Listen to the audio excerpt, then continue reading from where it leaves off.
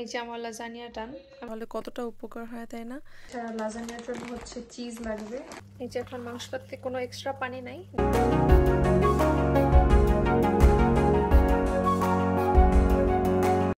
আসসালামু আলাইকুম, কেমন আছেন সবাই? আমরা আলহামদুলিল্লাহ ভালোই আছি। আর সবাইকে নতুন বছরের অনেক অনেক শুভেচ্ছা।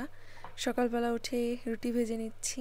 সকালে আজকে ফ্রোজেন যে রুটি বানিয়ে রাখা হয়েছিল, মা হচ্ছে এই রুটিগুলো বানিয়ে তারপরে ফ্রিজে রেখে দিছিল। আমি ওগুলাই একটু ভেজে নিচ্ছি, সকালে নাস্তাটা হয়ে যাবে।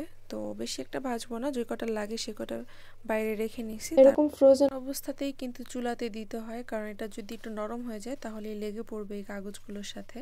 তো শক্ত অবস্থায় দিলে রুটিটা একটু পুড়ে উঠতে চায়। আমি চেষ্টা করি প্রথমে চুলার আগুনটা একটু কমিয়ে, তারপরে হচ্ছে রুটিটা একটু ডিফ্রোজ হলে তারপরে চুলার আঁচটা বাড়িয়ে এটাকে ভেজে ফেলতে। যেমন এই যে দেখেন, এখন কিন্তু ডিফ্রোজ হয়ে গেছে। এখন আমি এটাকে উল্টে নিচ্ছি, আর এখন চুলার জাল হাই করে দিয়ে এটা ভেজে নিব। সকাল সকাল যদি রুটি বানানো থাকে তাহলে কতটা উপকার হয় তাই না? এই যে শুধু ভেজে নিলেই হয়। ঘুম থেকে উঠে সবসময় বানাতে ইচ্ছা করে না, মনে হয় যে হালকার উপরে নাস্তাটা করে ফেললেই ভালো। এই জন্য আর কি এই পদ্ধতিটা করা। আপনারা কারা কারা বাসায় এভাবে রুটি বানিয়ে রাখেন আমাকে কিন্তু কমেন্ট করে জানাবেন। আমাদের একটু বাজার লাগতো, বাজারগুলো আসা পড়ছে। এগুলো হচ্ছে বাবুর প্যাম্পার্স আর ওয়াইপস। এখানে আছে অ্যাভোকাডো। আমি আমার মেয়েকে একটু অ্যাভোকাডো ট্রাই করাতে চাই, কারণ এখনো খায় নাই। অ্যাভোকাডো বাচ্চাদের নাকি পছন্দ, যেহেতু ফ্যাট। তারপরে এই যে সস আছে, আমি হচ্ছে লাজানিয়া করব, তো লাজানিয়ার জন্য এই সস দুটা লাগবে। এছাড়া লাজানিয়ার জন্য হচ্ছে চিজ লাগবে। আমার লাজানিয়া অলরেডি চুলায়, তো এই চিজটা ওটার উপরে দিব। ফুলকপি, তারপর ব্রোকলি।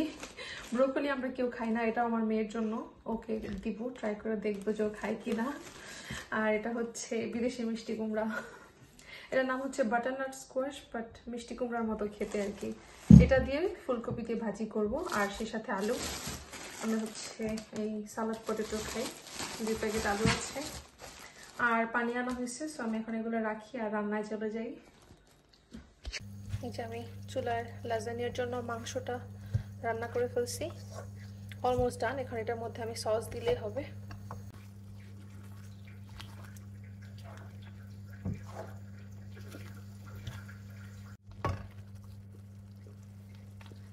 এই যে এখন মাংসটাতে কোনো এক্সট্রা পানি নাই, দেখা যায় যে ঘন ঘন ঝোল, হালকা হালকা। এটাতে এখন পারফেক্ট মানে থিকনেসটা হয়েছে।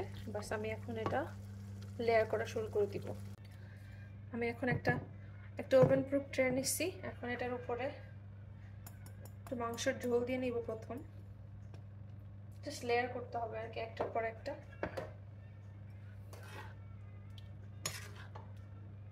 বাস, এটা জাস্ট একটা লেয়ারের জন্য, যেন এটা নিচে স্টিকি হয়ে আটকে থাকে। প্রথমে একটু মাংস দিলাম। এটা একটা নুডলসের মতো, লাজানিয়া শীট বলে এটাকে। আমি গরম পানিতে ভিজে রাখছি, এখন এটা একদম সিদ্ধ হয়ে গেছে।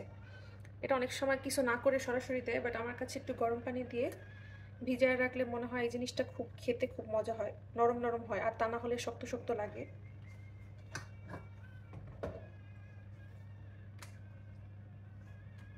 এখন আমি নুডলসের একটা লেয়ার দিব। একদম সুন্দর নরম হয়ে গেছে, ভালো হয়েছে ভিজায় রেখা। বলতে পারি এটা সিদ্ধ করছি, সোজা কথা, গরম পানি দিয়ে ভিজায় রাখছি তাতেই।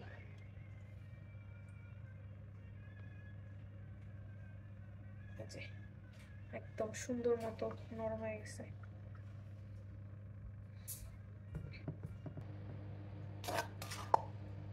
আমি 2টা লেয়ার মাংস দিতে পারবো।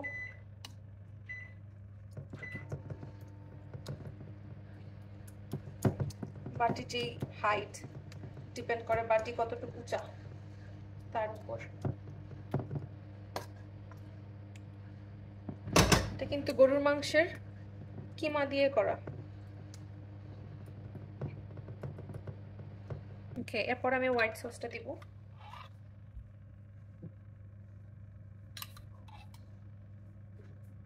তারপরে চিজ।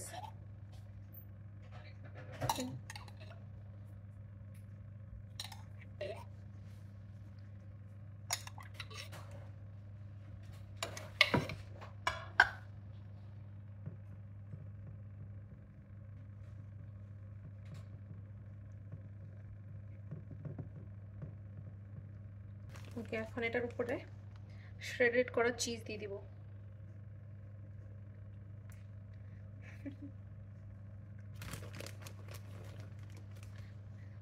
চিজ চিজ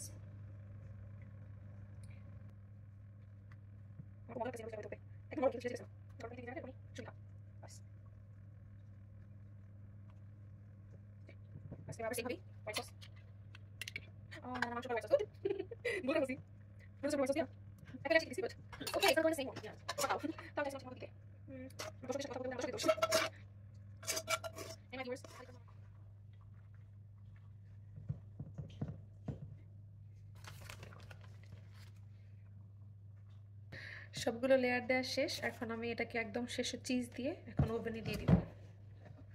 এই জন্য আমি এখন একটু মিক্স সবজি ভাজি বসাবো, রুটি বা ভাত দুটো দিয়ে যেন খাওয়া যায়। মিক্স ভেজিটেবল করবো। মিক্স সবজি আমরা এই হচ্ছে আমার মিক্স সবজি অলরেডি বসাও দিছি। আমি রান্নার মতো করে করি, এই জন্য একটু বড় বড় করে কাটছি। সবসময় ছোট করে কেটে ফেলি, মা বলে একটু বড় রাখতে, তা না হলে একদম রান্নার জন্য যেরকম আর কি করা উচিত। আজকে চেষ্টা করছি বড় বড় রাখতে। ঝোল দিয়ে দিব।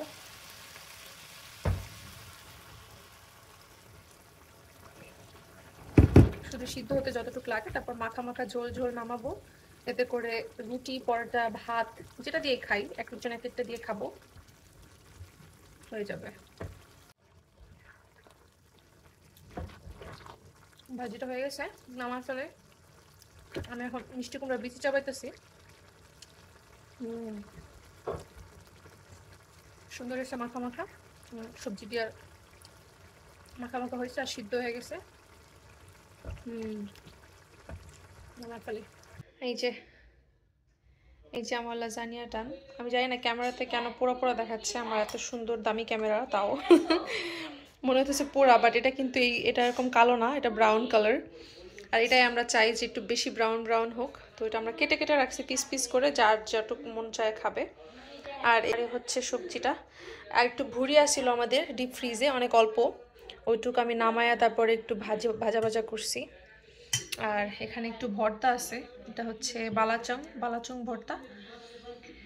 এটা আর কি একটু আপাতত খাওয়ার জন্য করছি। তো এই হচ্ছে আজকে রান্নাবান্না খতম। সব সময় রান্না করার পরে যে একদম গুঁড়া গুঁড়া ময়লা পড়ে যায় আমাদের এখানে, যে হচ্ছে আমরা কার্পেট বিছায় রাখি, এগুলোর উপরে হচ্ছে অনেক ময়লা পড়ে। তো ঝাড়া দিলেই দেখা যায় যে গুঁড়ো গুঁড়ো অনেক ময়লা রান্না বান্না করলে যেটা হয় আর কি। এখন আমি এখানে একটু ভ্যাকিউম ক্লিন করে ফেলবো, তাহলে সব চলে যাবে।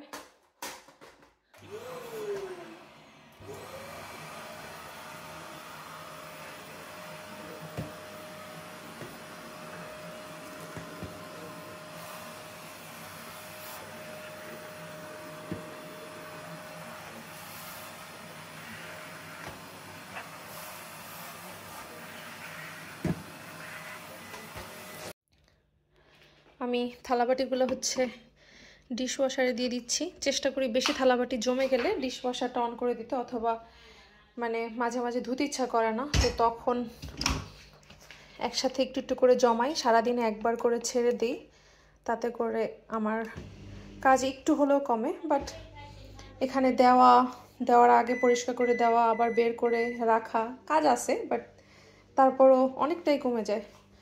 আর এখানে আমার মাইক্রোওয়েভে হচ্ছে আমার মেয়ের ফিডার ধুইতে দিছি। ফিডার মূলত ধুই হাতে, তারপর হচ্ছে মাইক্রোওয়েভে দিই যাতে করে এটা ডিসইনফেক্ট হয়, এই আর কি। আগে তো চুলায় করতো সবাই, চুলায়ও করা যায়, মাইক্রোওয়েভে দিলেও স্টিম হয়। যে এই যে পানি দিয়ে দিচ্ছি, এটা দিয়ে স্টিম উঠে, স্টিম দিয়ে হচ্ছে এটা ব্যাকটেরিয়াগুলো মরে যায়, এই আর কি। তো ফ্লোর ক্লিন করা শেষ, এখন ফ্রেশ লাগতেছে। ময়লার বিনগুলোও ফেলে দিছি, এখন কাজ কিন্তু কমপ্লিট। এদিকে বাবা বড় একটা ডালিম আনছিল, 2 দিন ধরে পড়ে আছে, খুলতেছি না। তো ভাবলাম আজকে একটু খুলে দেখি কি অবস্থা, ভিতরে কেমন যেন হয়ে যাচ্ছে। সো পুরোটা হচ্ছে খুলে ফেলবো, তাতে করে সবার খাওয়া হয়ে যাবে। আর আজকের ভিডিও থেকে তাহলে এখানে বিদায় নিয়ে নিচ্ছি। দেখা হচ্ছে আবার নতুন কোনো ব্লগ নিয়ে আগামীকালকে। আজকে রান্নাবান্না দেখিয়ে শেষ করে দিলাম। তো সবাই ভালো থাকবেন, আল্লাহ হাফেজ সবাইকে।